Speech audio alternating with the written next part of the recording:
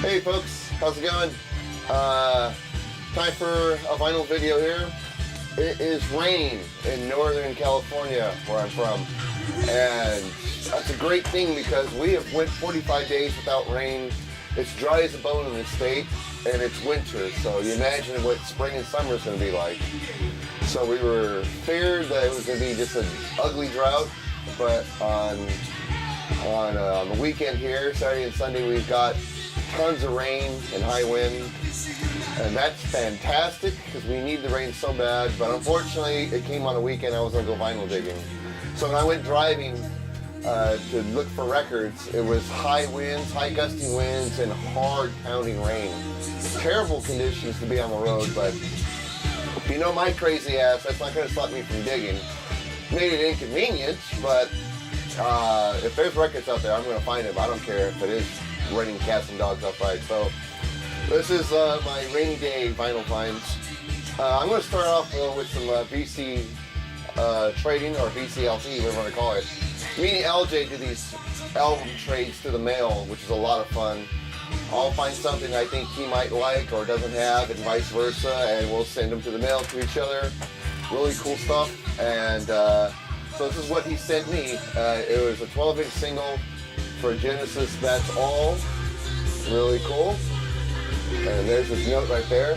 That's all. Anyway, real cool single from Genesis. There's a label right there that kind of mocks the Looney Tunes logo. In the back is just a colored picture. Really nice. What's cool about this, it does have the song That's All, of course, and it has a live version of Bert the Fifth from the 81 tour in New York, which was the Abacab tour. I've always had that version of that song on disc, a bootleg CD. So the first time I ever had it on a vinyl record. Also on here is the song Taking It All Too Hard, which was from the self-titled Genesis album that came out in '83, so really nice. And he also threw in for extra, David Bowie, Tonight.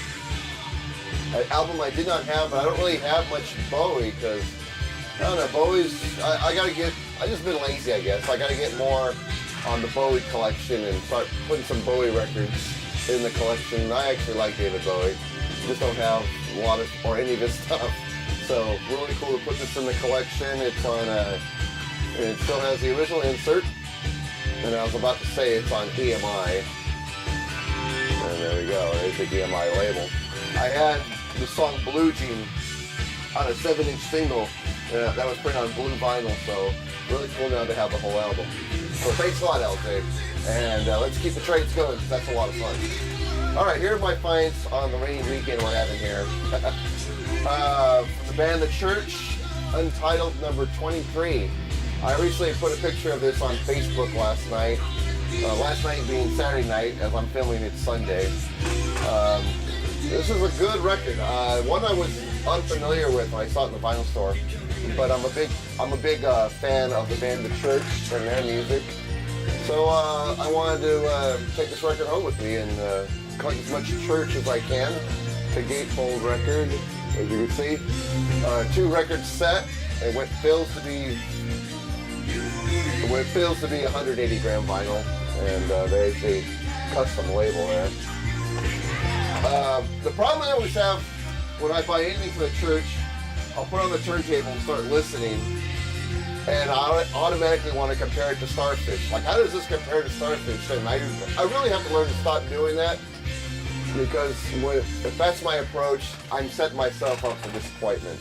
So I quickly, after the opening song or two, I quickly said, you know what, just listen to it with an open mind and quit comparing it to Starfish. And this is a good album, really good album.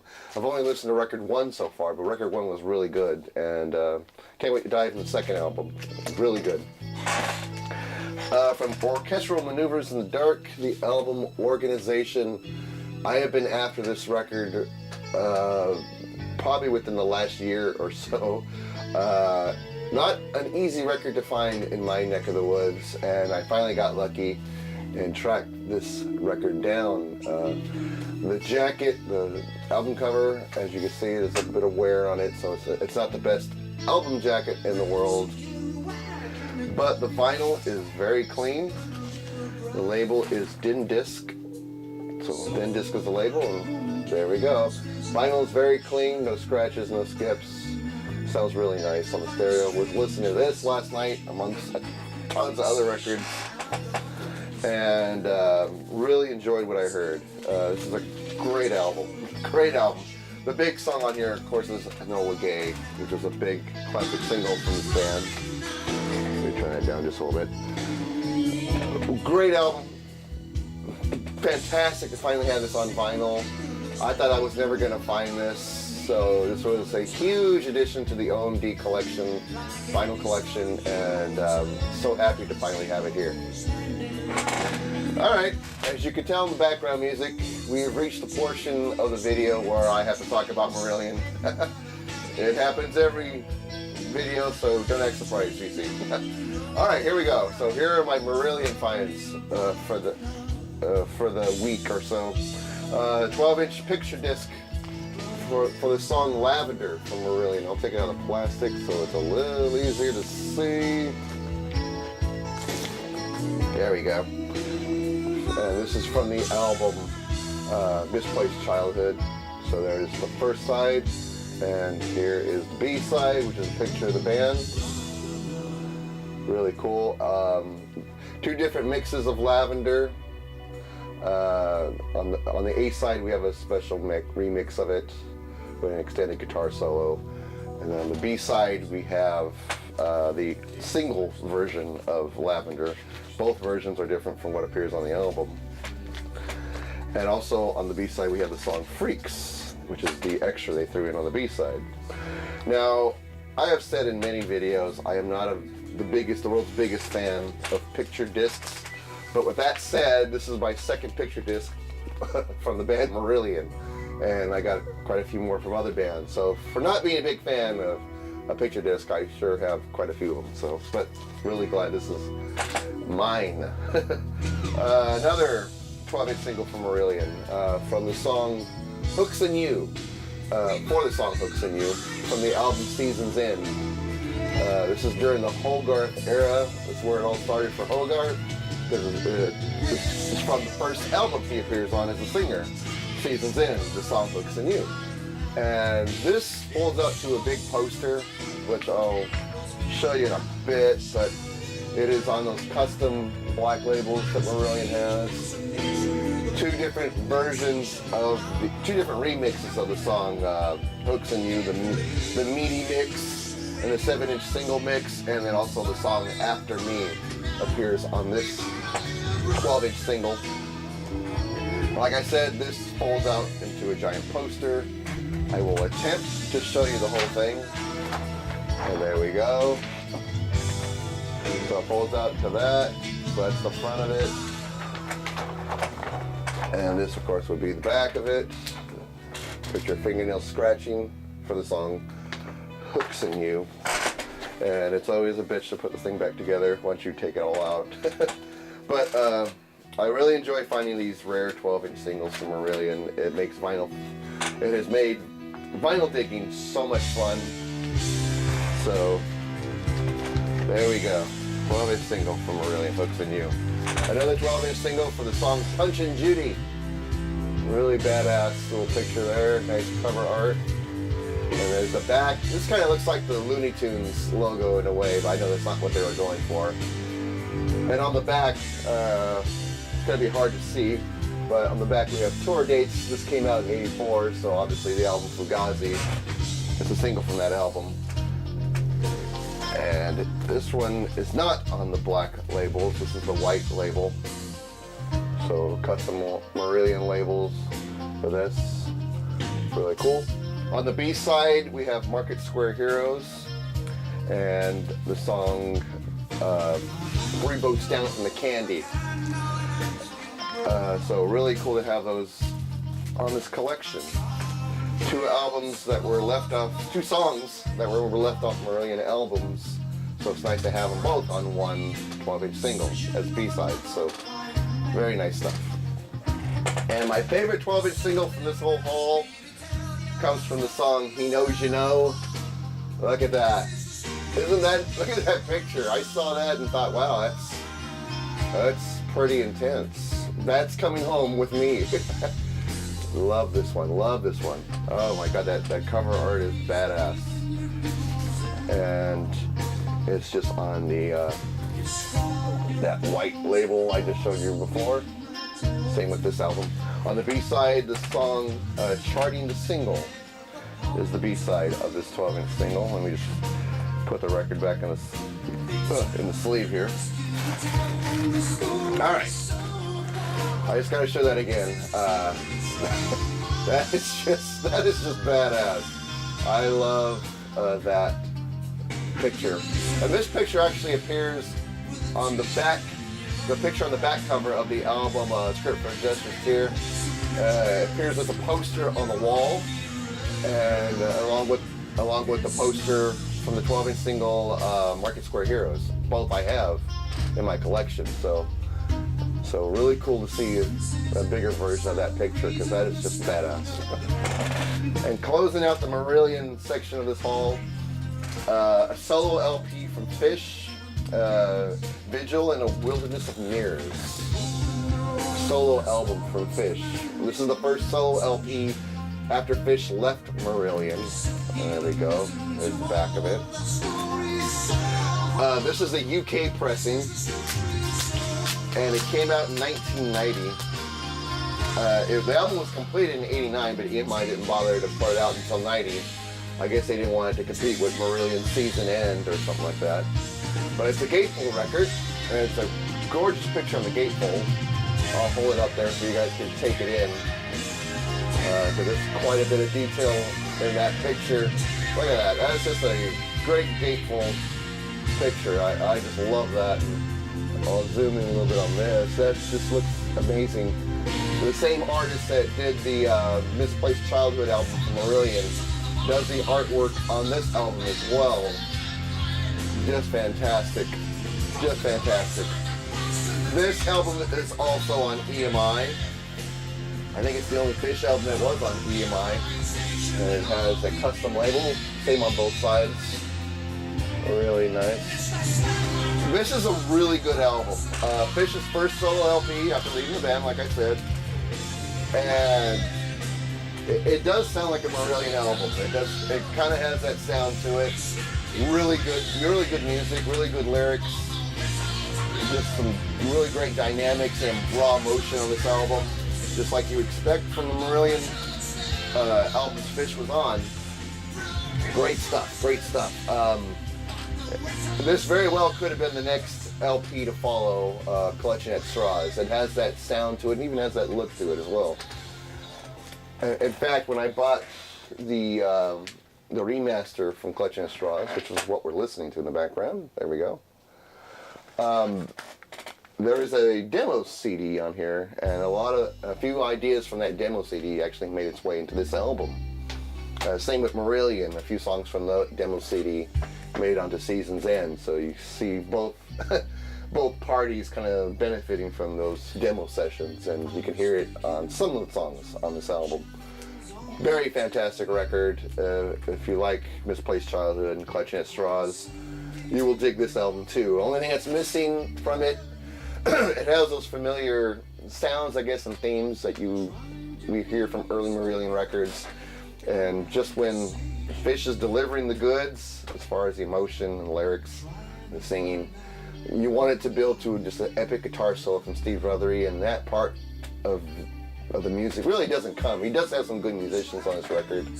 It's just, you want to hear those Steve Rothery guitar leads, and that's the only thing this record's lacking. But other than that, this is a fantastic album. Really glad to put this in the collection. All right, so no more mention of Marillion except the music in the background. Next up in this haul from the artist Stu Hamm, King of Sleep. Stu Hamm, best known for being the bass player for Joe Satriani. I think he played with Steve Vai as well on Passion and Warfare, his Steve Vai's Passion and Warfare album. I had this once on cassette back in the day, back in the late 80s, early 90s. Lost it many years ago and never been able to find a decent copy again. So it's nice to finally have this back in the collection and on vinyl to boot. Really fantastic. and it is on Relativity Records is the label. So there we go. Stu Hamm's a great bass player, and I remember when I used to have this cassette back in the day, it was one of my favorites. Mostly an instrumental album. Really cool stuff. He has 3 solo albums. This is the second one, I believe. I used to have all 3, and I still have his last one and this one, and now I have this one again. Gotta find this first one. So Stu Hamm, really good shit. Alright, this album pisses me off. Really pisses me off. It's the Fix React. Half live record, half studio record. Some classic hits live, like Saved by Zero. And one thing leads to another. We have live versions on that, plus some studio tracks on the other side. And as far as the music on here, I do love this album. Good album. Here's the problem. I bought a used copy of this album a couple of months ago, and when I put it on the turntable, the very opening track of the album, which is called Red Skies, skips like crazy. It'll play for like 30 seconds, and then it just starts skipping to the point where it's annoying to listen to, and you can't listen to it. And it's a shame because I love that song. So I go vinyl digging yesterday, and I find a sealed copy of the record. So I come home, I break open the seal, take the record out, play it. It's a clean record. It's not warped or anything like that. Very clean album, never been played before because it's a sealed album. And it, like the other one, it's skipped. And the funny thing is, it's skipped in the same spots as the last album. So it's not my turntable because I played all these other records. Some of them I played before I cleaned them, and they played just fine.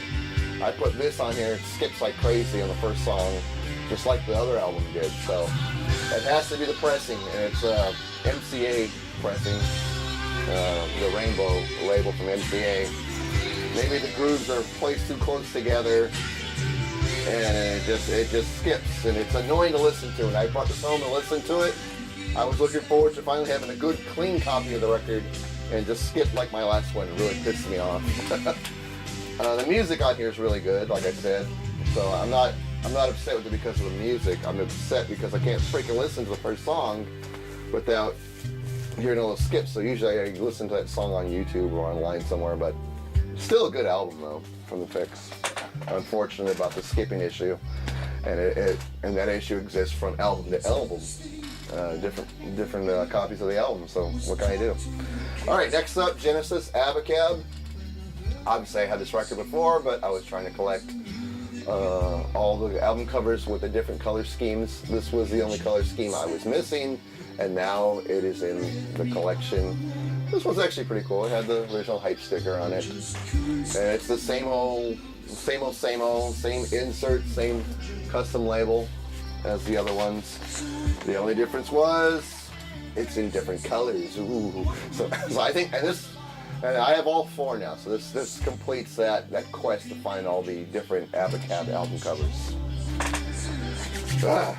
Genesis owns me, folks.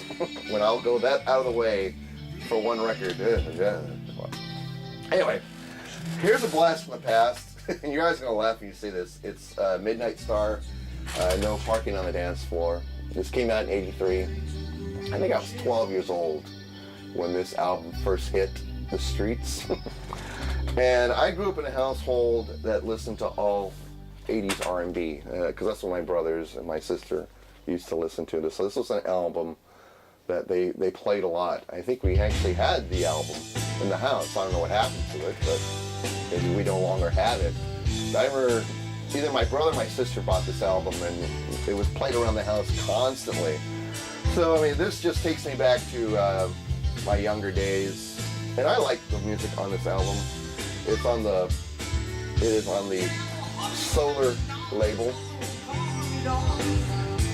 And it had, Electricity, Wet My Whistle, Freakazoid, the title track, No Parking on the Dance Floor, are 80s R&B classics. And got a lot of good memories of this album. And this is one of many albums I was spinning last night.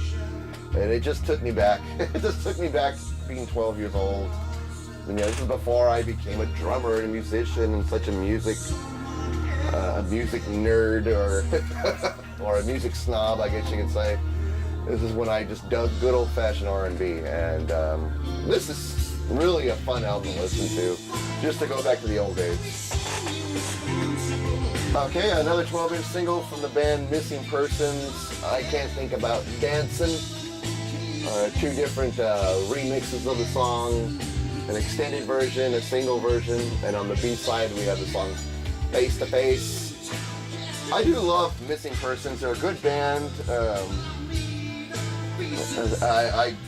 Dale Bozzio, in my opinion, was just one of the hottest chicks in the 80s. There's a picture of her, a real small one, but woman was gorgeous, I swear to God. And it is on the Capitol label, so there we go, Capitol Records. It was from their last album. I can't remember what the name of their last album was for the life of me. I just spin the tunes and just dig them. I don't really bother to remember the names of their records, which is a shame, I should. But anyway, a nice addition to the Missing Persons collection. I try to collect the 12-inch singles if I can find them. And I'll end on another 12-inch single from the band Simple Minds for the song Waterfront. God, did I dig this song so much back in the day. Oh, it was a great song. And on the B-side, we have a live recording of the song Hunter and the Hunted. It's a live recording, and it gives a date too. From Newcastle City Hall, November 20th, 1982. Live version from Simple Minds. Let me see if I can get it out here. There we go. And they got the whole custom label thing going. And there we go. I love that song, Waterfront. I was cranking the hell out of this song last night. And, this song this is just such a great song, so real happy to have the 12-inch single for it. Really nice. Well, that's it, folks. That is my vinyl haul on this really, really rainy day. Weekend, I should say. Yesterday, what I just showed you was a combination of me digging in 3 different vinyl stores, and that was an adventure. Just number one, getting to them in such terrible weather. But it was just really fun digging this weekend. Probably one of the best digs, or the best time I've had vinyl digging, and probably in the last couple of weeks or months. This was a good dig, and I enjoyed myself so much on this dig. It made me happy to be a vinyl collector with this dig. Anyway, that's going to do it. And lately I've gotten some new subscribers to the channel. Glad to have you guys here. Glad to see people are still coming to the channel and checking me out. So leave a comment and say hello, and we'll get a good chat going as always. All right, folks. Hope you enjoy what's left of this weekend. See you at the next video.